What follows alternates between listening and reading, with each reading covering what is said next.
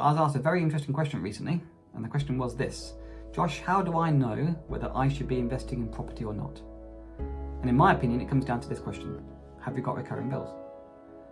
You see, if you haven't got recurring bills and you don't ever see yourself being responsible for recurring bills, then no, you may not need to invest in property.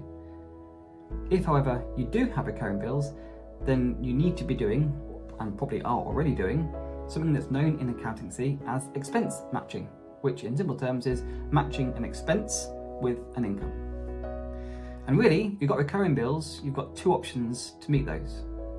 The first option, which is done by the vast majority of people, is you go to work for a month, and at the end of the month you receive a paycheck. You then take that paycheck, and on the beginning of the next month, you go and pay your bills that have once again fallen due. Alternatively, you can do what fewer people are doing, a much less trodden path, and that is you can invest in things like property. It doesn't have to be property, but you invest in assets. And those assets, if done correctly, will pay you a recurring income. And then you can expense match the recurring bills with recurring income from your assets. Think about it for a second.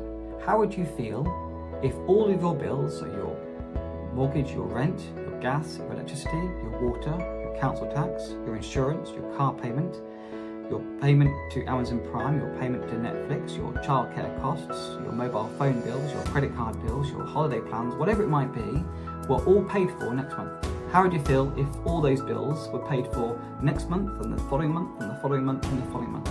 Because the only way you're ever really going to get off the treadmill of going to work to earn an income to go and pay your bills is to expense match recurring bills with recurring income.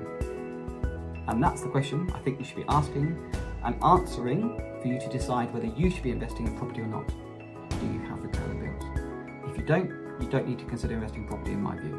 If you do, then yes, consider investing in assets. Not just property, but assets, and property is a great example. And I have a video coming up shortly that explains why I think property is the best thing to be investing in.